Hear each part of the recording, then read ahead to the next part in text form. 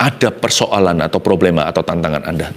Berdoa setelah itu blank. Karena Anda sudah pada titik terbawah, putus asa. Even then, sekalipun demikian, mujizat akan tiba kalau Anda percaya. Hikmat 5 roti dan 2 ikan. Kita akan makan dari meja raja di atas segala raja, bukan hanya menerima remah-remah, tapi kita akan menerima roti. Roti untuk anak-anak Tuhan. Hari ini Tuhan mau memberkatimu dengan firman. Buka bersama dengan saya di Markus pasal yang ke-6, ayat 35. 5 tips dari Yesus dan dari cerita ini agar kita semua mengalami kemenangan. Agar supaya kita bisa bertahan dalam permasalahan dan tahu harus berbuat apa atau jangan berbuat sesuatu. Setiap kita pasti punya pergumulan. Tuhan mau memberikan terobosan dan kemenangan, tapi Tuhan juga mau kita turut berperan. Karena kita bukan Pinocchio. Kita adalah anak-anak Tuhan. Tuhan mau bekerja sama dengan kita. Markus 6 ayat 35.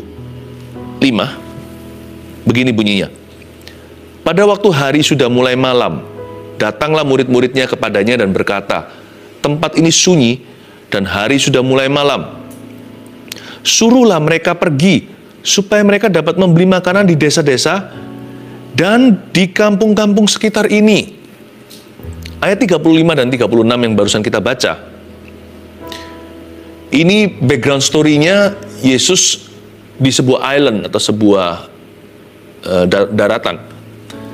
Lalu dia dikerumuni banyak orang karena mereka mendengarkan pengajaran. Lalu petang hari sudah tiba, matahari mulai terbenam. Mereka seharian dari terik matahari hingga sejuk udara, mereka nggak makan. Karena mereka tidak punya rencana untuk datang ke Yesus. Mereka tahu Yesus di situ, semua berbondong-bondong datang. Jadi mereka belum sempat pulang, ambil botol minum, ambil rantangan. Mereka tidak bawa bekal makanan. Jadi harinya sudah mulai malam. Biasanya when the night comes, waktu petang hari mulai tiba, di situ biasanya mulai jadi biang masalah. Transportnya gimana?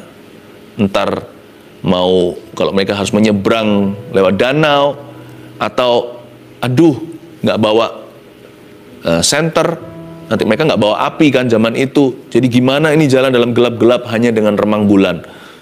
Lalu nanti siapa? Kedinginan jaketnya. Mereka mulai melihat problema tiba.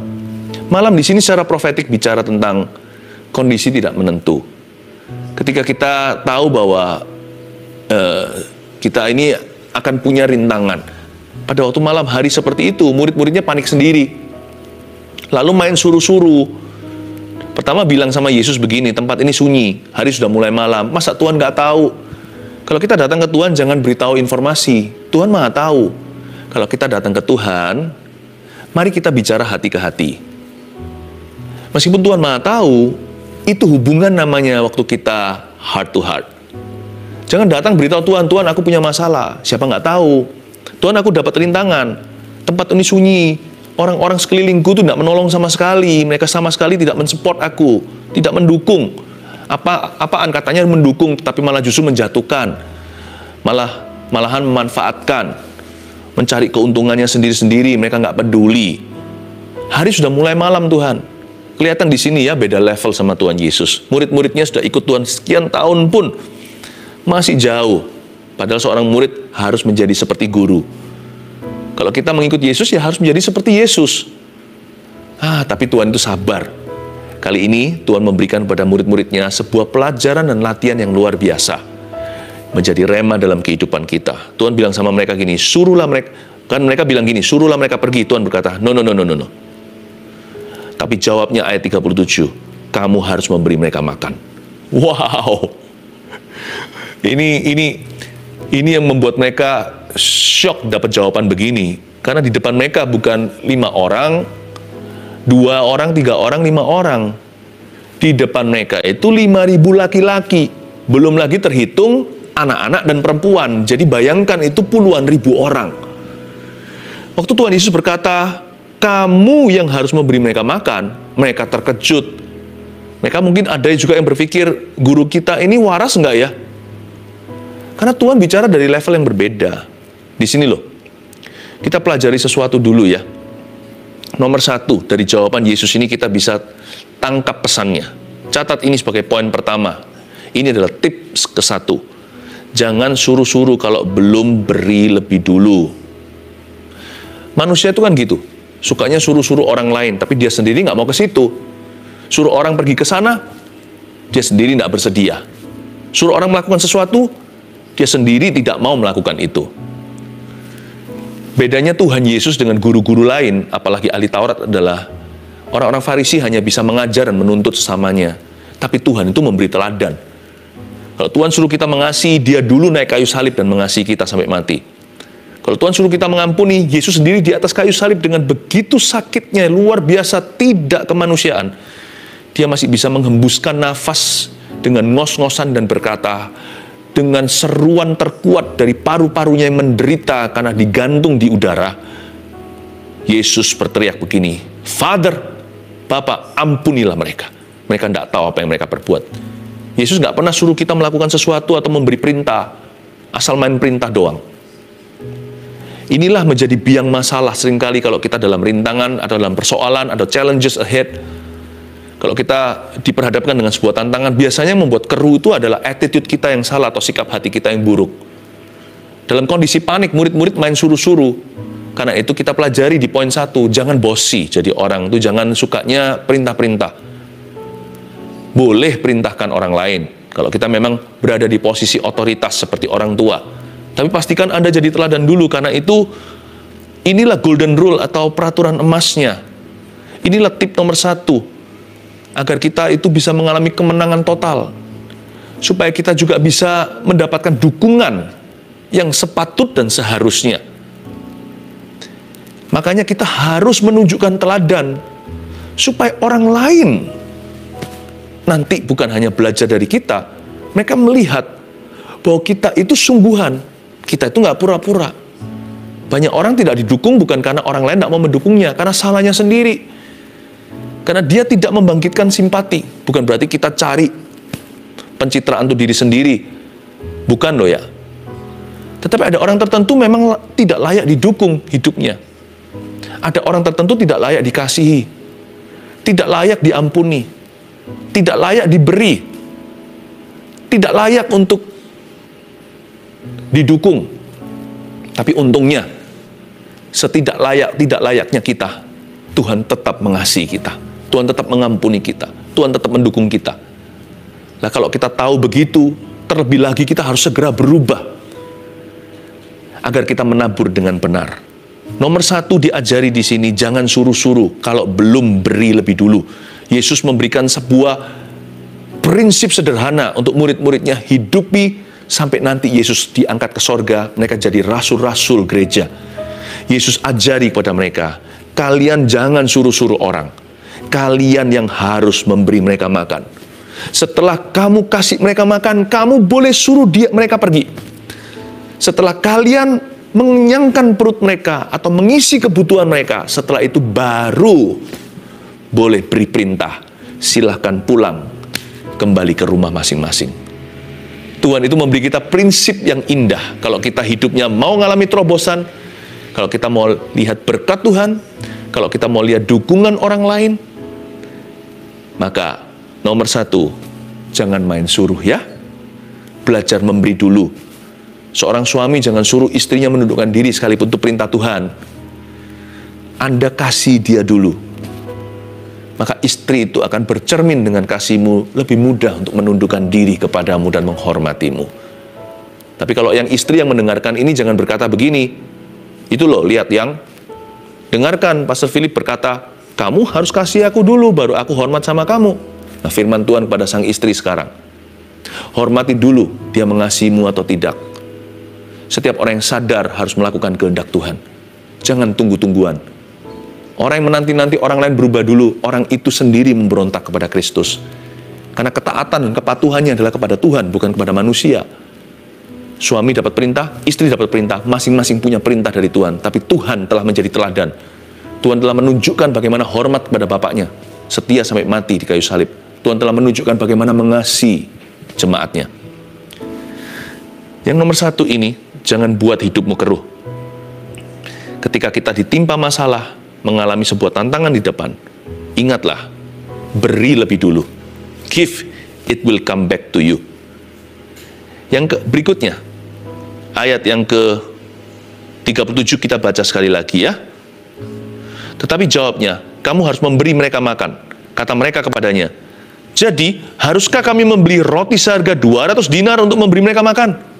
Protesnya masuk akal. Tuhan, berapa duit untuk beli roti, memberi makan 5.000 laki-laki yang hungry. Sebagian mereka belum makan dari pagi. Berapa banyak roti yang memangnya bisa dibeli untuk memberi makan, misalkan 20.000 orang di sana, termasuk anak-anak dan perempuan. Masuk akal, masuk akal. Tapi Yesus nggak cari yang masuk akal kok.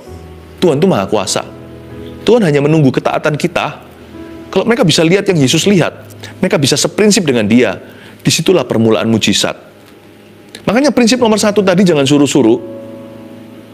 Kalau belum memberi lebih dulu, Tuhan ajari kita untuk naik level bersama dengan Tuhan seperti Kristus. Kalau kita punya hati yang memberi, hati yang terbuka, Tuhan bisa salurkan apa saja. Tuhan bisa titipkan apapun kepadamu, kalau Tuhan tahu Anda akan menyalurkannya. Karena itu, terobosan nomor 1 selalu dari a heart that is always giving, hati yang selalu memberi. Jadi haruskah kami membeli roti seharga 200 dinar untuk memberi mereka makan? Ya semua kita tahu. Jawabannya adalah haruslah ya. Tapi Tuhan nggak jawab begitu. Tuhan yang kasih kita iman. Tuhan juga provide, juga menyediakan solusinya. Kalau Tuhan kasih visi, Tuhan tunjukkan anak tangganya. Jawaban Tuhan itu nggak masuk akal. Tapi Tuhan tunjukkan bagaimana mereka bisa mendekati mujizat yang mereka nantikan. Ayat 38. Tetapi ia berkata kepada mereka, berapa banyak roti yang ada padamu? Cobalah periksa. Ini luar biasa. Hei, berapa banyak roti yang ada padamu? Cobalah periksa. Sesudah memeriksanya, mereka berkata, 5 roti dan 2 ikan. Nomor 2, prinsip sederhana. Kelola apa yang ada untuk memperoleh apa yang belum ada. Ini bukan teori. Bukan sebuah teori untuk mengalami mujizat, karena mujizat nggak ada teorinya.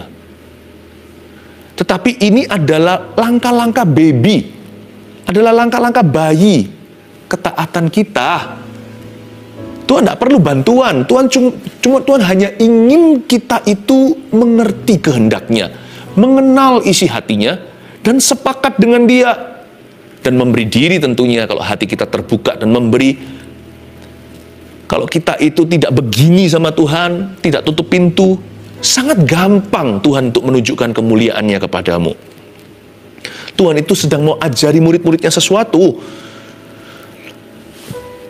Bukannya Tuhan berkata, jawabannya adalah, ya harus kamu kasih makan. Mereka bisa frustrasi, mereka bisa mati berdiri. Mereka berkata, Tuhan kita ini unreasonable. Guru ini nggak masuk akal sama sekali. Bisa jadi mereka kecewa, bisa jadi mereka itu hilang moralnya, bisa jadi mereka itu tawar dan hambar hatinya. Tapi Tuhan itu baik.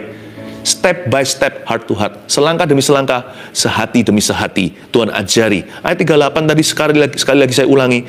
Inilah jawaban Yesus. Ia berkata kepada mereka, berapa banyak roti yang ada padamu nak? Hai murid-murid, cobalah periksa. Kelola apa yang ada padamu untuk memperoleh apa yang belum ada.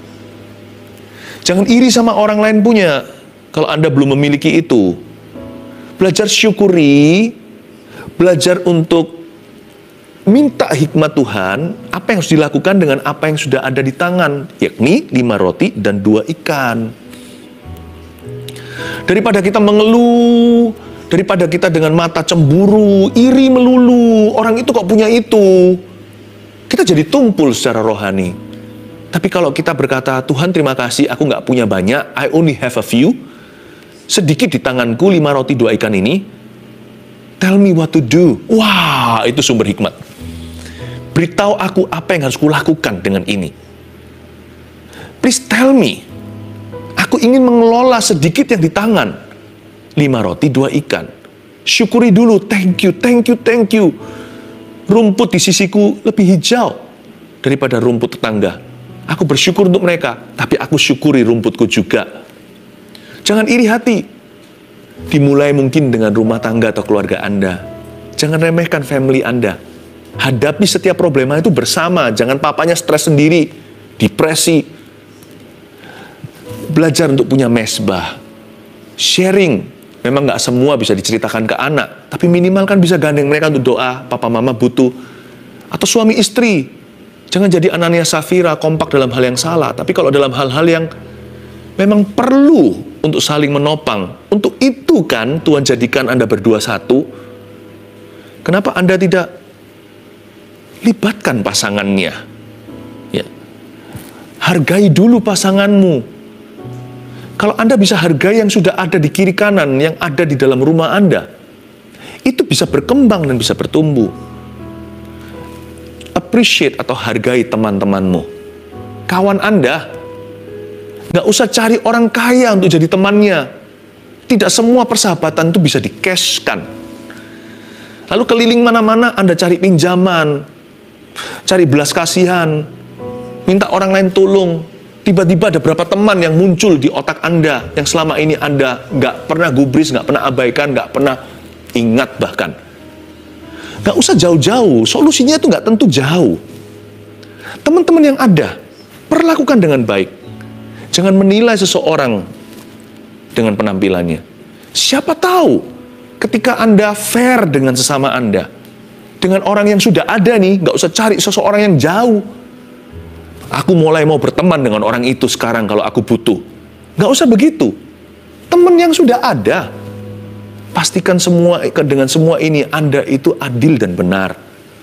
Kasih mereka dan hargai. Anda akan terkejut nanti. Tiba-tiba salah satu mereka adalah pintu terobosanmu. Bisa jadi, mungkin bukan pintu, bisa jadi bridge atau jembatanmu untuk ketemu dengan sebuah dunia pertolongan Allah yang terdiri dari manusia-manusia baru berikutnya. Tapi kuncinya ditaruh Tuhan di tangan teman lama atau orang biasa. Kelolalah apa yang ada padamu dengan takut akan Tuhan. Untuk memperoleh apa yang belum ada. Jangan ingini apa yang belum Anda miliki. Nikmati apa yang sudah ada padamu. Even though a few, meskipun hanya sedikit sekali. Cintai, apapun yang Anda cintai akan bertumbuh. Apapun yang Anda lindungi dan hargai seperti biji matamu, dia akan bertambah. Lalu ayat yang ke-39 bunyinya, lalu ia menyuruh orang-orang itu supaya semua duduk berkelompok-kelompok di atas rumput hijau. Maka duduklah mereka berkelompok-kelompok.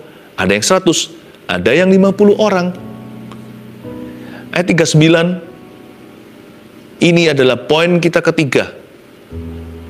Kategorikan setiap masalah dan solusinya di mana. Tuhan suruh mereka duduk kelompok-kelompok di atas rumput hijau. Ada yang 100, ada yang 50. Tuhan suruh mereka duduk semuanya. Nggak semuanya itu tiba-tiba seperti rame-rame, pokoknya kacau balau. Tuhan nggak suka yang kacau. Makanya itu kalau kita berdoa, kita mesti berdoa for a sound mind. Alkitab berkata sound mind itu artinya pikiran yang diperbarui. Pikirannya tertib. Bahkan Tuhan bisa memisahkan yang mana duduknya 100, yang mana 50. Yang mana yang lebih kelas berat, ya. Yang mana yang kelas ringan. Jangan semua masalah itu jadi berat di mata Anda. Pokoknya semua masalahku itu yang paling berat deh di seluruh dunia. Aku orang paling malang. Aku sedih, duduk sendiri. Mau mati. Dikit-dikit, cuman gak disukai sama orang tertentu, udah rasanya hidup gak berharga. Tetangga ngomong bagaimana, pedes dengar ke telinga. Dari pembantu sana, ngomong sama pembantu Anda ternyata Anda gak tahu mereka sedang rasan-rasan. Anda jatuh bisnisnya, mereka malah mencemoohkan. Anda dengar dari kabar burung, rasanya kayak dendam kesumat. Apa yang 50 jangan jadi 100 dong. Yang 100 itu 100, yang 50, yang 5 ya 5. Selain itu, belajar di hati dan pikiran kita bisa mengkategorikan masalah.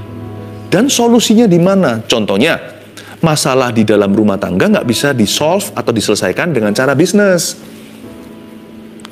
Mungkin Anda sukses di dunia kerja, tapi berantakan di rumah.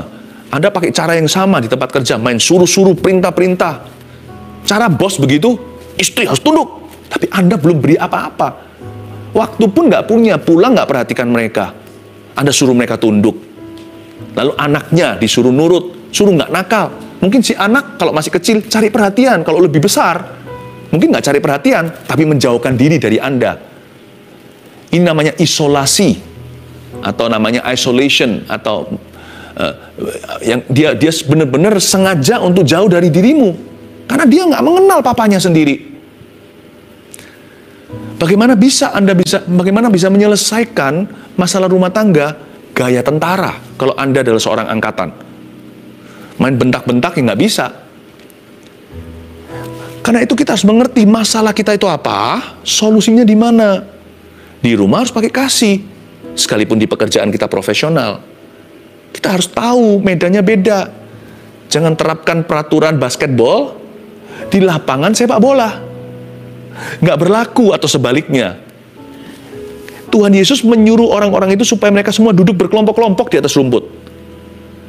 Per 100, per 50, Tuhan tahu yang mana harus kelompok mana. Kelompok mana itu untuk apa? Yang mana yang makannya banyak? Nggak boleh 100 orang, itu 50 aja. Yang makannya dikit-dikit yang krempeng-krempeng gitu, yang kurus kering, itu 100. Ya, rotinya beberapa di sana cukup. Kalau 50, itu seperti ikan piranha nanti kalau semuanya itu kelas berat. Kalau mereka jadi 100, mereka bisa berantem. Tuhan taruh 50 aja supaya cukup rotinya. Tuhan itu bijaksana ya hikmatnya. Dia juga mau kita bisa memilah-milahkan masalah kita. Dia ajari kita hikmat. Jangan panik terlebih dahulu. Tanya sama Tuhan. Belajar dengar-dengaran. Dengan hati yang damai sejahtera. Kategorikan masalah. Ayat yang ke-41. Dan setelah ia mengambil 5 roti dan 2 ikan itu, ia menengadah ke langit dan mengucap berkat. Wow, ini indah. Lalu memecah-mecahkan roti itu dan memberikannya kepada murid-muridnya supaya dibagi-bagikan kepada orang-orang itu. Begitu juga kedua ikan itu dibagi-bagikannya kepada semua mereka. Ayat 41 adalah tip kelima. Dan setelah ia mengambil 5 roti dan 2 ikan itu, ia menengadah ke langit dan mengucap berkat. Ya, tips yang keempat maksud saya. Berdoa dan percaya mujizatnya. Sekalipun Anda mengkategorikan masalah ya, lalu Anda tahu solusinya di mana, bisa-bisa dalam Anda mengkategorikan, mendaftarkan masalah Anda itu, contohnya kalau Anda tulis di dalam sebuah catatan, ini solusinya 1, aku harus begini, konsolidasi. 2, aku harus begitu. Ada batasnya. Ada masalah tertentu, Anda berhenti di poin ketiga. Sebab setelah itu, kesera-sera, Anda tidak tahu apa yang akan terjadi. Anda tidak bisa mempengaruhi seluruh ekonomi. Anda tidak bisa paksa customer datang kalau itu dunia pekerjaan. Anda hanya bisa perbaiki sistemnya. Anda bisa urusi titik-titik kelemahan Anda itu diperbaiki. Mungkin servisnya kurang atau apa. Tapi sampai satu titik tertentu, sekalipun Anda tahu masalahnya di mana, Anda tidak tahu segala solusi. Mungkin setelah poin ketiga, 4 dan 5, terjadilah kehendak Allah. Anda tidak bisa apa-apa. Tapi ada masalah yang begitu berat, Anda hanya bisa poin 1 aja. Berdoa. Poin 2, Anda sudah tidak bisa apa-apa. 3, 4, 5 sudah nggak ada. Udah nggak ada anak tangganya. Tapi, puji Tuhan, itu termasuk mengkategorikan. Berarti Anda tahu, di dalam kasus ini, purely a miracle that can help you. Hanya mujizat saja yang bisa menolongmu. Tapi kalau kita tidak mengkategorikan, semuanya nanti main mujizat. Padahal PR kita 1, 2, 3. Seharusnya diketemukan, kita harus tahu itu peran, dan kita tidak lakukan. Nanti kita kecewa sama Tuhan. Makanya mengkategorikan orang duduk 50, 100 orang, suruh duduk di rumput hijau, berkelompok-kelompok itu penting sekali untuk mengelompokkan. Supaya Anda tahu mana bagian Tuhan, mana bagian Anda. Supaya jangan sampai bagian Anda lempar ke Tuhan. Supaya bagian Anda kerjasama dengan Tuhan, gandeng dia. Tapi adalah peran Anda. Jadi dengan ada poin 1, 2, 3, waktu Anda list atau mendaftarkan masalah Anda dan mengelompokkan, Anda bisa tahu, oh ternyata kenapa pernikahanku ini tidak bahagia. Karena melulu saya suka berkata cerai-cerai di mulut saya. Atau Saya kekerasan dalam rumah tangga. Kenapa anak-anak saya memberontak? Kenapa mereka menjauhkan diri? Bukan karena Tuhan kurang hadiratnya di rumahmu, atau Tuhan kurang berfirman, atau Tuhan kurang menyalurkan kasih. Bukan itu. Ternyata selama ini Anda selalu compare. Kenapa suami kok begitu sama Anda? Mungkin karena istrinya, yaitu Anda sendiri. Mungkin Anda selalu compare, selalu mengingatkan ex Anda, kamu tidak seperti pacarku dulu. Itu menyakiti hati suamimu. Jadi 1, 2, 3 langsung Anda tahu solusinya di mana. Roh Kudus akan tuntun Anda untuk mengerti. Di sini loh masalahnya. Jadi jangan pernah kita itu mengalir kalau dalam persoalan. Lalu di mana hikmatnya? Hikmat itu lapangan. Bijaksana itu praktis. Pewahyuan itu gambar besar. Karena itu Roh Kudus sanggup kedua-duanya memberimu visi, memberimu penglihatan, memberimu pewahyuan, sesuatu yang besar dan jauh. Tapi Roh Yesus akan sanggup membawa Anda ke sehari-hari, praktis jalan, pelita bagi kaki, terang bagi jalanmu. Firman itu bisa very practical, not only spiritual. Belajar melatih dirimu mengkategorikan.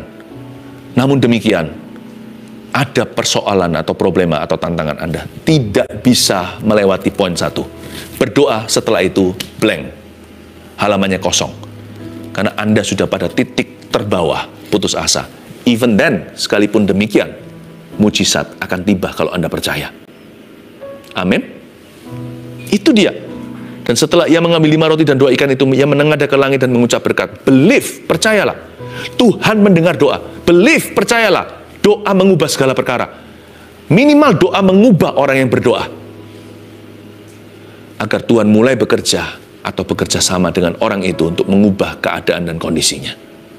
Believe. Yang terakhir. Dan mereka semuanya makan sampai kenyang. Mujizat telah terjadi di sini. Kemudian orang mengumpulkan potongan-potongan roti 12 bakul penuh selain daripada sisa-sisa ikan. Yang ikut makan roti itu adalah 5.000 orang laki-laki. Ayat 43 saya baca sekali lagi. Kemudian orang mengumpulkan potongan-potongan roti 12 bakul penuh. Siapa yang suruh? Yesus pasti. Nggak mungkin murid-muridnya. Memang yang mengumpulkan murid-muridnya dengan tangan mereka, tetapi atas instruksi Tuhan saya percaya. Kemudian orang mengumpulkan potongan-potongan roti 12 bakul penuh, selain daripada sisa-sisa ikan. Poin terakhir, jangan buang-buang kalau sudah menang. Orang cenderung gini, apalagi makan di suatu tempat yang mahal ya, makan sepuasnya, makan sebanyak-banyaknya, lalu ditinggalkan. Lebih baik menurut saya, kalau saya ajari anak begini, apalagi mami mereka. Istri saya selalu ajari anak-anak kami. Ambil tuh secukupnya. Ya, nanti kurang, tambah lagi. Ya. Manusia punya kecenderungan, kalau dia sudah menang, atau dia sudah kenyang, buang. Kita punya tendensi, atau condong hati. Kalau kita sudah di depan, slow down, atau mari kita lamban. Orang kalau sudah berada di kompetisi, sebuah kompetisi, dia sudah dia nomor 1. Lalu dia mulai perlahan-lahan, dia berkata, aku sudah menang. Belum. Ya, makanya itu mama ajar apa? Menabung. Alkitab pun mengajarkan demikian. Mari kita memiliki hati yang tidak menyepelekan perkara-perkara kecil atau sederhana. Jangan sampai kita itu abaikan hal-hal yang kita anggap itu tidak penting. Remember this, victory is not everything. Kemenangan bukan segala sesuatu. Kesetiaan itu everything. Orang yang setia akan menang lagi. Tapi orang yang menang seperti lotre saja kemenangannya. Nanti setelah itu dia akan jatuh kembali. Ini bukan hanya bicara soal materi. Ini bicara soal hubungan. Seringkali kita take for granted, kita anggap ringan atau kita anggap enteng. Orang-orang sudah ada di rumah kita. Mau nggak mau kan mereka sama saya. Mereka kan keluarga saya. Mau nggak mau mereka cinta saya. Mau nggak mau, mereka nggak pilihan. Kalau Anda sudah menjadi suami orang, ya, cintai istrimu. Jangan sampai mentang-mentang dia sudah menikah dengan Anda abaikan. Atau sebaliknya, istri dengan suami juga sama. Orang tua anak. Kalau Anda sudah punya pekerjaan, sungguh-sungguhlah. Jangan tunggu di PHK, baru tiba-tiba semua pekerjaan kelar, agar supaya mereka berubah pikiran yang hendak menghentikan Anda dari pekerjaan. Jangan begitu. Kalau Anda sudah di depan, lari lebih kencang. Jangan buang-buang. Jangan buang kesempatan. Jangan buang kasih karunia atau anugerah. Jangan remehkan perkara sepele. Jangan anggap itu hanyalah satu udang atau itu hanyalah seekor ikan. Gampang. Every miracle, every grace you receive is a miracle itself. Setiap kasih karunia Anda miliki, itu adalah sebuah mujizat tersendiri. Hargai, maka akan bertumbuh. Jangan buang, mentang-mentang sudah kenyang. 1, 2, 3, 4, 5 lalu selesai dengan ini. Hikmat 5 roti 2 ikan untuk kita mengarungi kehidupan sebagai berikut. Jangan suruh-suruh kalau belum beri lebih dulu.